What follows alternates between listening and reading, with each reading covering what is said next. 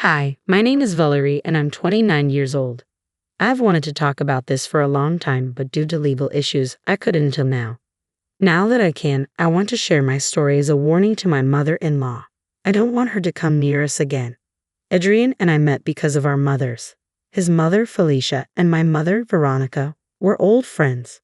One day, they met for coffee after many years and realized they both had single children. They decided to set us up, and a week later, Adrian and I found ourselves at the same coffee shop. Though it was a bit awkward that our mothers set us up, we quickly warmed up to each other. We found out we had a lot in common, like our love for action movies and pizza. We were so engrossed in our conversation that we didn't notice the time passing. As the sun began to set, we said goodbye but promised to meet again soon. The next week, we met for a newly released action movie and pizza. We continued to go on dates almost every week for the next 2 months. I found myself falling deeply in love with Adrian. He also fell in love with me, which I could tell because his face would light up every time he saw me. He paid close attention to everything I said, and if I mentioned something I wanted, he would often surprise me with it on our next date. I loved his sense of humor, how attentive he was, and how much he cared for me. Because of this, I was the one to make the first move and ask him to be my boyfriend. He enthusiastically said yes. We officially introduced each other as a couple to our parents. Both our mothers were overjoyed and proud that they had brought us together.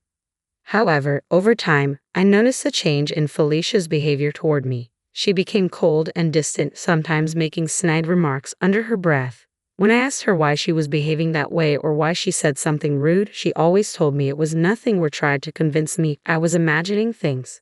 This bothered me a lot, and one day, I spoke to Adrian about it. He got angry and promised to make sure his mother treated me properly. I was grateful for that. I knew how much Adrian loved his mother, but the fact that he would stand up for me against her made me incredibly happy. I don't know what Adrian said to his mother, but after that, Felicia treated me like she used to before her behavior changed.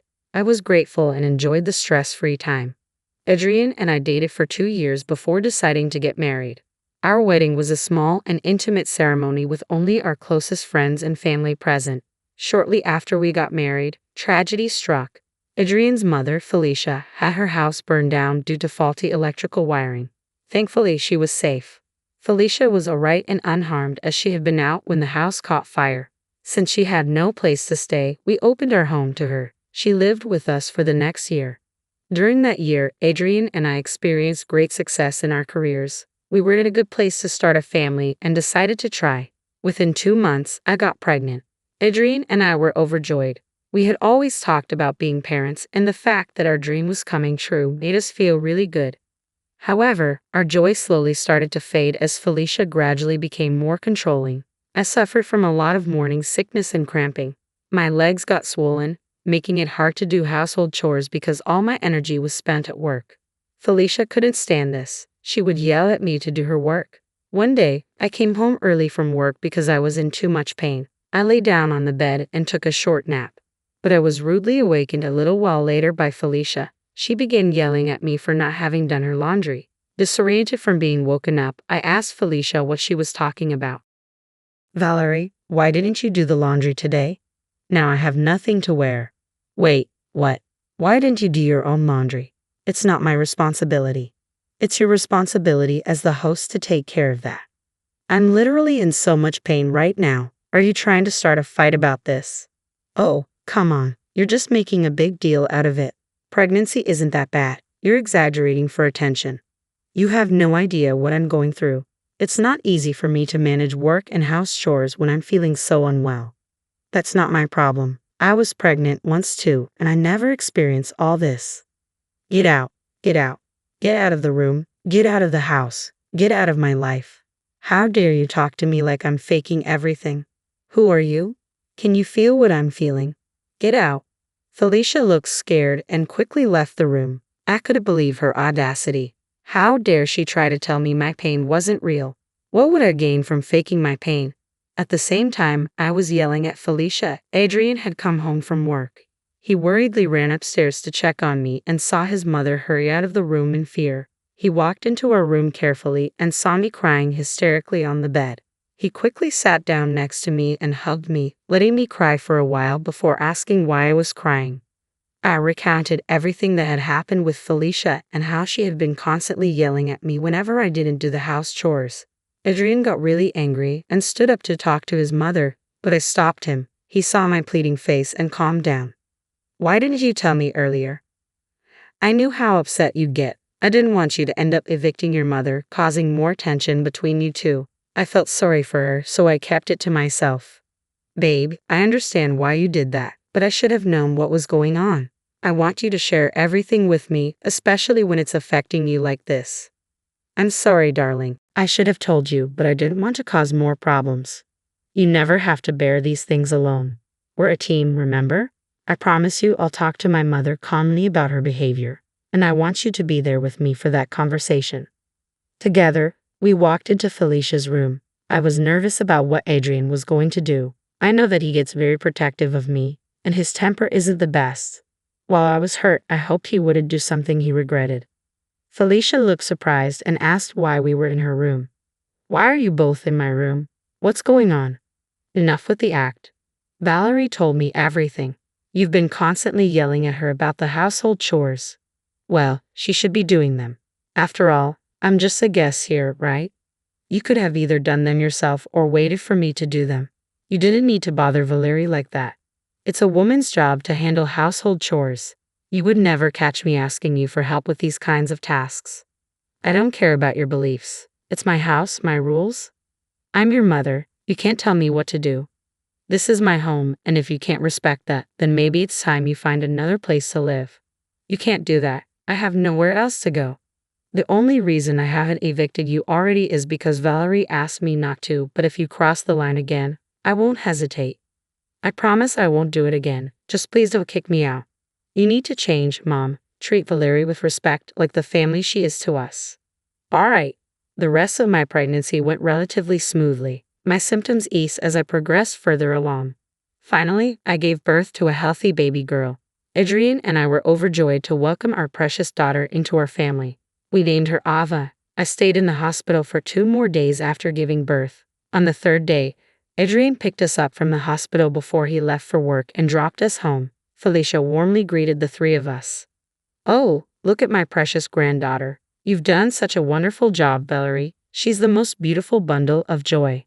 Thank you, Felicia. It means a lot coming from you. Valerie needs some rest now, Mom. She just gave birth, and Ava kept her up through the night. Don't worry, I'll take care of the baby. You go and get some rest, Valerie. I don't want to be away from Ava so soon. Trust me, you'll need this rest soon enough. Mom will take good care of her. You rest, dear. I'll be here to look after Ava. All right, but just for a couple of hours. Then I'll take over. That sounds fair. You rest now, and I'll do the same later. Thank you, Mom.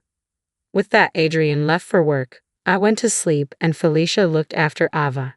I woke up 2 hours later to Ava crying loudly. I got worried and went to check on what was going on.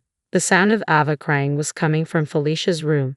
I didn't know what was happening, whether Felicia was purposely ignoring my daughter or if she was somehow sleeping through the loud noise. I knocked on Felicia's door but got no response. I tried to open the door, but it was locked.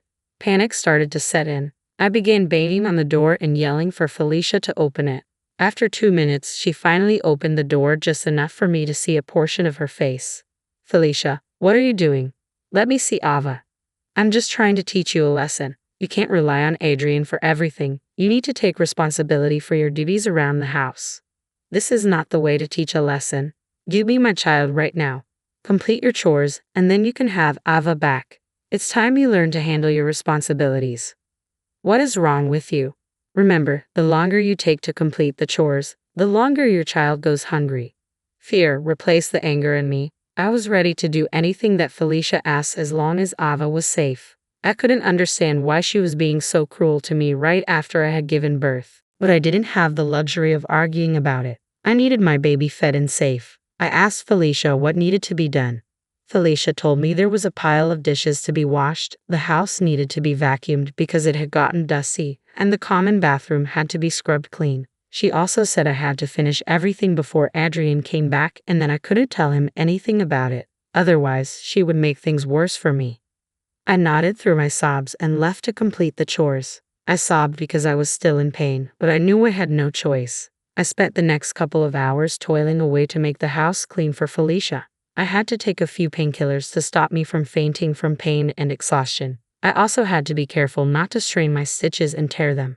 All in all, I was having a tough time and kept crying as I did the chores. I wanted to tell Adrian because this was beyond cruel, but I was scared about what Felicia might do to Ava. I was glad that Felicia had managed to get Ava to stop crying, but I was still scared about what the future held for us. I just wished there was some way out of this.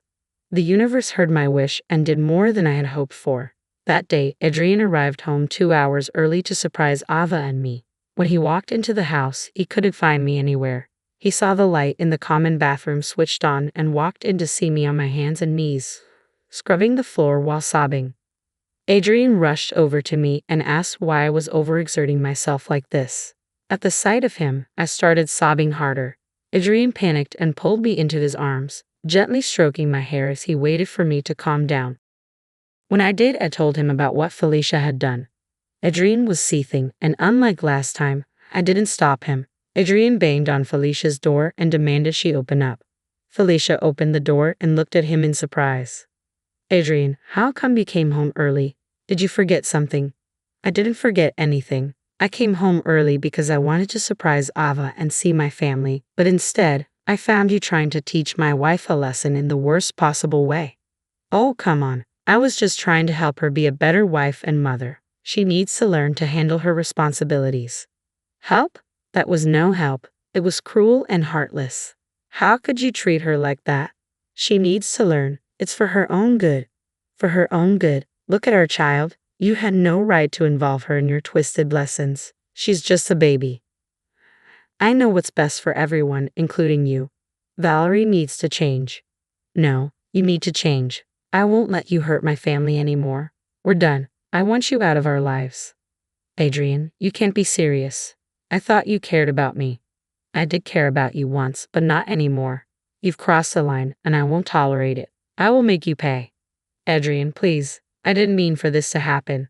It's too late for apologies. You need to face the consequences of your actions. He silently walked out of her room and handed Ava to me. I cried tears of joy. I knew you had to be some kind of monster to torment an innocent child like that. Anger swirled within me, and I wanted to make Felicia pay. I asked Adrian what he had done to Felicia. I'm going to file a lawsuit against her. She endangered our child and harassed you. I will make sure she pays dearly for it, Adrian declared. But Adrian, fighting a lawsuit, isn't it too much? You and Ava are my world. Nothing is too much if anyone hurts either of you. She had no right to treat you like that. Thank you for standing up for us. I can't believe she would go to such lengths to get her way. I don't know what I would have done without you here. It was terrifying. From now on, you and Ava will be safe. I won't allow anyone to harm you ever again. True to his word, Adrian filed the lawsuit. A couple of days later, Felicia was served with court summons. Felicia was shocked and asked Adrian what the summons was for. You endangered my child and harassed my wife after she gave birth. I had to file this lawsuit to hold you accountable for your actions, Adrian said firmly. Adrian, please. I didn't mean to cause harm. I was just trying to help. Your idea of help is twisted. You crossed the line, and now you have to face the consequences. We're family. You can't do this to me. Family doesn't give people the right to hurt others. You hurt Valerie and traumatized Ava. I won't stand for it. Please, I'll change. I promise I won't interfere anymore. It's too late for promises. You have no evidence against me. How will you prove it? I installed baby cameras everywhere the night before Valerie got home from the hospital. I've got more than enough evidence of you hurting my family. Adrian, I beg you don't do this. I'll do anything to make it right. You had your chance to be better. Now you must face the truth. You broke my trust, and I won't let you hurt my family any longer. In the months that followed, things moved quickly in court. Felicia was charged with a misdemeanor and sentenced to 6 months in jail plus an $800 fine. When the judge announced the sentence, Felicia broke down and started wailing in the courtroom. Adrian didn't seem to care about her tears and instead looked satisfied that she got what she deserved. As I watched Felicia get escorted out of the courtroom in handcuffs, I couldn't help but feel relieved. I knew that for at least the next 6 months, my family and I would be free of Felicia's toxic behavior. Meanwhile, Adrian and I focused on raising our newborn daughter Ava and didn't let Felicia's actions define us. We found strength in each other and the support of our friends and loved ones. While Felicia was in jail, she had time to think about what she had done. At the same time, Adrian and I worked on healing from the hurt she caused. I couldn't fully forgive her, but I knew it was important to move forward for our own sake and our families.